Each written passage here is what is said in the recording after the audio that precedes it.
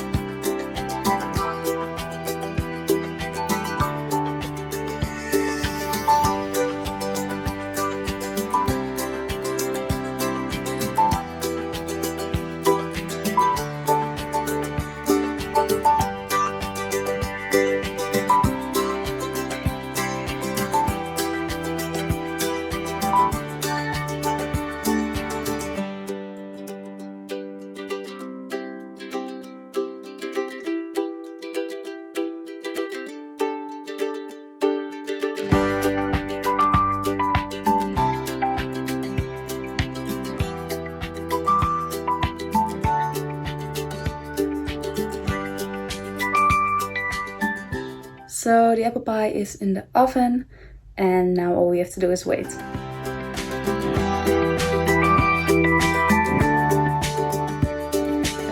So I'm going to get a haircut. This is the before, so like that. So this is my hair now. She took off like a little bit of length, but as you can see, not so much because we are going to let it grow a bit to see how that looks. And she put in some layers. So yeah.